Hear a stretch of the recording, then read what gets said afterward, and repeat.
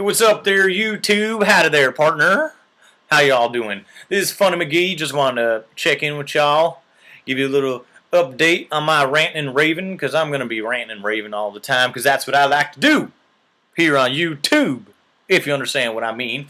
And I believe this is a perfect medium to express my innermost feelings and thoughts and kind of just clear the air about all the stuff that's been going around on the internet and around town about the Fluffy Nut Club and about Funny McGee. Yours truly, Funny McGee. People like to talk.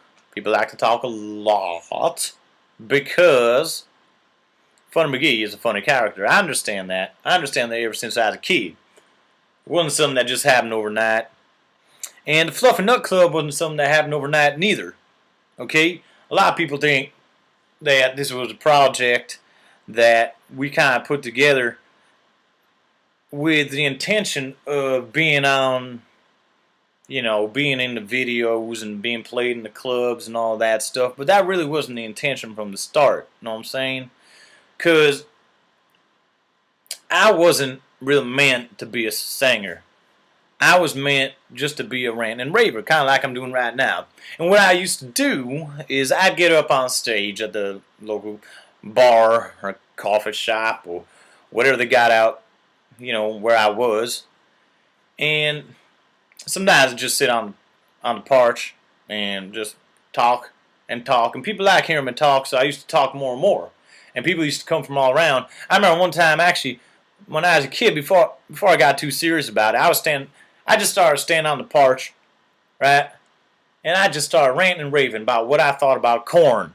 Corn. Like, who cares about corn? But I just said, I got some opinions about corn that I want to express right now. And I got up and I expressed my opinions about corn with such passion that everyone was attracted to me.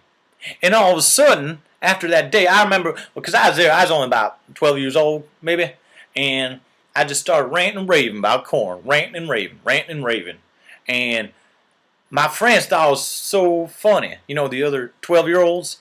But then what I noticed is that when I was about to get called in for supper, right, my mama come and she started listening to me before she come out. I saw her through the screen door, and I thought she was going to come out. I knew, every night at the same time she'd come out and scream, "Funny!"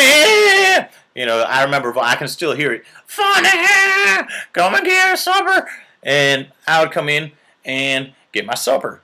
But this time she stopped. And I remember there was a look in her eye. There was a look that I'll never forget. And for the first time in my life, I knew that my mama, she believed in me. She saw something. She was proud of her son. Because before then, I was just, blowing up bullfrogs with M80s and other kind of things. Just not doing good things. Shooting squirrels with a bow and arrow from my dad's old bow and arrow from his garage. And I just up to no good. But when she heard the passion that I had about the corn and all the great things I had to say about the corn, and not only that, but the problem I saw with the future of corn. Because a lot of people don't realize out in the corn belt, corn, it's not just all around you, it's a way of life. And, I come from a town where you can't see nothing. You can't even see the town from the highway. If you drive down the highway, right, you can't even see the town because the highway, all you see is corn as far as the eye can see, all the way to the horizon. But there is a little town hidden out there in the corn, and that's where I lived. That's where I grew up. That's where I have my roots. My roots. That's where I got them, right? Out there in the corn. And, it's kind of stuck, people they come out there and they think that they're going back 50 years in time, and I understand. But I think there's kind of a sweetness to it. Anyways, I'm rambling, so let me get back to the story about my mom came out and she looked at me, and I'm sitting there and I'm talking, and I felt like she's just this hero, this inspiring person. And she called over, she called over the neighbor lady on the telephone and called her over, and the neighbor lady came over, and they're all watching me in silence, and I'm just ranting and raving about corn, and everything that had to do with corn and the future of our life in this corn town, and how people were not being ambitious enough, and how they didn't appreciate the corn. All right, because corn had been in our town for so long that people didn't have no appreciation for it anymore. You know what I'm saying? You know, when you're around something long enough, you become desensitized, right? And that's how we are all the time now with the TV and everything, and the radio and everything's so loud. People get desensitized, right? They can't hear a good message. And these people become desensitized to corn, and they really needed someone to break them out of it. You know what I'm saying? And I saw that even when I was only 12 years old. And I decided to talk about it. So anyways, I went on and I ranted and raving. A couple more neighbors came by. And, you know, one of the neighbors, this guy Joe, right? He had a farm down the way, and he couldn't inspire his kids, his family, the hired guys he had to work on the farm. He couldn't inspire them to be passionate about the corn, and he saw every year for the past 5 years the quality of the corn was going down and down, and he didn't know what to do to motivate his workers and motivate his family back to the corn, because the corn and the thing is, the corn bought him, Joe, his house, right? It paid for his wife and his wedding. It paid for his kids, right? All their food and everything. The corn paid for everything. And the corn built that town.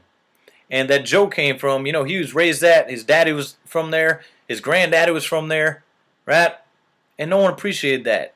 And they had no respect for the corn anymore. Everyone's always on the internet and doing weird things, you know, just getting distracted. And the corn was the last thing on their minds. But they didn't realize that they couldn't have the lives that they had without the corn. So they had to nurture the corn if they wanted to keep living the life they did. But they couldn't, you know, Joe couldn't pay the bills no more. He was worried, you know, he wanted his kids to go to college and get out of the town and everything, and he wanted to be able to pay for it, right? But he couldn't, because the corn kept going less and less. So he invited me over to his house, right? And he said, "Can you stand on my porch and start talking about corn the way you talk about corn, right? The way you did here."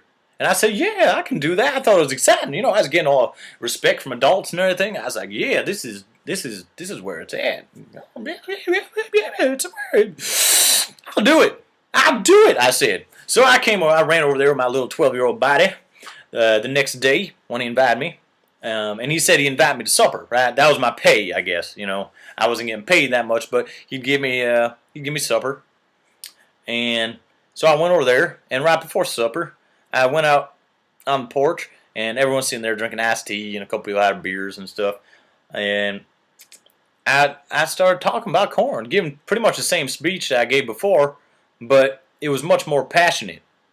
Well, I wouldn't say it was more passionate, but it was definitely, to see the look in those people's eyes really inspired me. And to know that Joe wanted me to inspire these people with my speech, really, it was nice. And it made me more articulate. I was more articulate this time about what I was saying, because it was the second time I was saying it, and it was the second time I was ranting and raving. So I ran and raved, and everyone was watching me. And I saw more people gather around. And I said, and one of Joe's neighbors, right? And Joe lived a ways down the street. One of his neighbors came up to me after I was talking, and he said, you know, he wanted to talk to me about talking to his farm. And I'm like, this is weird. It's like a chain reaction. I'm just inspired, you know. So I got another job, another dinner, and but this time I kind of got a raise, you know, because he was going to give me dinner, and then he was going to give me some free milk to bring home for my mama, because he had a lot of cows. So it's great. That's how it kind of got started me on stage. And I don't have time right now to talk about how I started singing and everything, but I can continue with the story next time. But for now, that's funnymcgee, Ranting and Raving. And listen to my band right now, Fluffy Nut Club, and find them on YouTube. I think there's some links around here. And yeah, look them up on Google. Come see us in concert if we happen to be in your town. And I know you'll enjoy it. Have fun. Funnymcgee signing off.